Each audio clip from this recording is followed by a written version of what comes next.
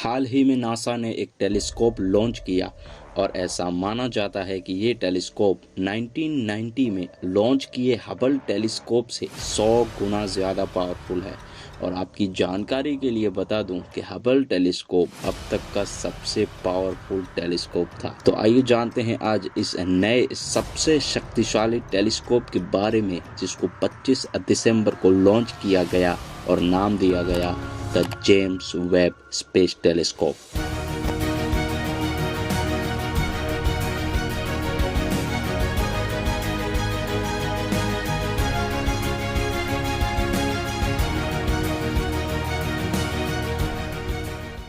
ऐसा माना जा रहा है कि ये टेलीस्कोप अतीत में देख सकता है।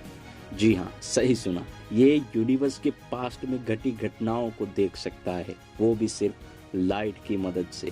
अब आप कहोगे कि भाई ऐसा कैसे हो सकता है, तो इसका सीधा सा जवाब है, देखो, लाइट को ट्रैवल करने में, या यूं कहो कि एक जगह से दूसरी जगह पहुंचने में कुछ वक्त लगता है।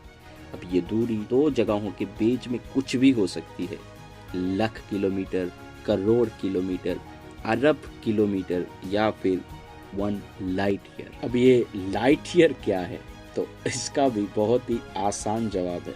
देखो, लाइट जो है ना, वो एक सेकंड में तकरीबन 3 लाख किलोमीटर जितना डिस्टेंस कवर करती है। अब ये तो बात हुई एक सेकंड की, पर एक साल की अगर बात करें तो ये लाइट जितना भी डिस्टेंस एक साल में कवर करेगी, उसे हम एक लाइट ईयर कहेंगे। इसको और अच्छे से समझने के लिए मान लो सन से अर्थ पर लाइट को पहुंचने में तकरीबन 8 मिनट जितना समय लगता है। यानी कि हम जो सन अभी देख रहे हैं वो 8 मिनट पुराना सन है, और इसका सीधा सा मतलब है कि हम पास्ट में देख रहे हैं। और मान लो अगर सन अचानक से गायब हो जाए, फिर भी हम उसको 8 मिनट तक वैसे का वैसा देख सकते हैं। और डिटेल में बताऊं तो मान लो आपके पास डोरेमोन का एनीवे डोर है और आप अर्थ से दूर ऐसे प्लैनेट पर जाते हो जहां से लाइट को अर्थ तक पहुंचने में 500 साल का समय लगता है। वहां जाकर जब आप अर्थ को देखोगे तो आपको 500 साल पहले की दुनिया दिखाई देगी, यानी कि आप पास्ट में देख सकोगे। पर इसके लिए पहले आपके पास एनीवे डोर होना जरूरी है, अगर आप दूसरे प्लैनेट से अर्थ को देखना चाहते हो। अब ये जेम्स वेब टेलीस्कोप भी इसी थियरी पर काम करके पास्ट में देख सकेगा, पर ये 100, 200 या 1000 नहीं, पर बिलियंस लाइट ईयर्स दूर की गैलेक्सीज और स्टार्स को देख सकेगा। यानी ये अरबों साल पहले हुई घटनाओं को देखने में बखूबी अपना रोल निभाएगा, अगर सब कुछ प्लानिंग के हिसाब से चला तो। इस टेलीस्कोप को बनाना कोई आसान काम नहीं था। इसको बनाने के लिए नासा को यूरोपियन स्पेस एजेंसी और कैनेडियन स्पेस एजेंसी का भी बहुत सपोर्ट मिला। यूरोपियन स्पेस एजेंसी 2004 और कैनेडियन स्पेस एजेंसी 2007 में इस प्रोजेक्ट पर काम करने के लिए नासा से हाथ मिलाया।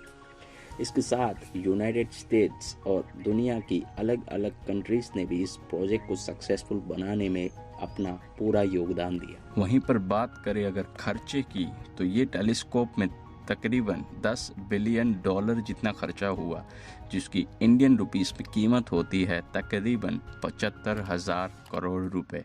और ये रकम इतनी बड़ी थी कि नासा को अपने दूसरे प्रोजेक्ट्स छोड़कर इस मिशन पर अपना पूरा फोकस और पैसा लगाना पड़ा। ये टेलीस्कोप तकरीबन एक टेनिस कोर्ट जितना बड़ा है।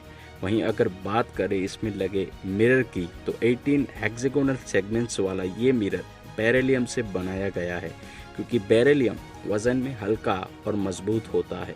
वहीं टेम्परेचर में बदलाव आने पर बहुत कम चांसेस है कि बेरिलियम अपनी साइज में बदलाव करे, और हमें यही तो चाहिए। वैसे इस 18 हेक्सागोनल सेगमेंट्स में एक सेगमेंट्स की साइज 4.3 फीट और वजन तकरीबन 20 केजी जितना है। इस 18 हेक्सागोनल सेगमेंट्स को जोड़ के पूरे मिरर की साइज होती है 6.5 मीटर, और इस 6.5 मीटर बड़े मिरर पे गोल्ड की परत चढ़ाई गई है, सिर्फ 50 ग्राम जितनी। सोचो 6.5 मीटर पर 50 ग्राम जितनी परत चढ़ाई जाए तो वो परत कितनी पतली होगी। वैसे गूगल करके इसका आंसर कमेंट सेक्शन में जरूर देना। अब गोल्ड लगाने का कारण ये था कि गोल्ड 99% लाइट को रिफ्लेक्ट करता है, जो कि बाकी मेटल से बहुत ज्यादा है। वहीं बात करें इसमें लगाई सनशील्ड की, तो वो हमारे टेलीस्कोप को सन से बचाएगी। यानी ये हमारे टेलीस्कोप की सनस्क्रीन है, जो कि बनाई गई है कैप्टन की पॉलीमर से, और ये इंसानी बाल से भी पतली है। इसकी कुल 5 लेयर्स लगाई गई है, जो टेलीस्कोप को ठंडा रखने में मदद करेगी। अब आपके मन में सवाल होगा कि इतने बड़े टेनिस कोर्ट के कद के टेलीस्कोप को हम स्पेस में भेजेंगे कैसे? तो भैया उसका भी जुगाड़ है, और यहाँ पर कहानी में आता है ट्विस्ट। ये पूरा का पूरा टेलीस्कोप फोल्डेबल है। जी हाँ, इसको हम फोल्ड कर सकते हैं। इस टेलीस्कोप को फोल्ड करके रॉकेट में डाला जाएगा और अपनी मंजिल तक पहुंचाया जाएगा। इसकी डेस्टिनेशन L2 लैग्रांज पॉइंट रखी गई है, जो अर्थ से 1.5 मिलियन किलोमीटर सन की ऑपोजिट डायरेक्शन में स्थित है।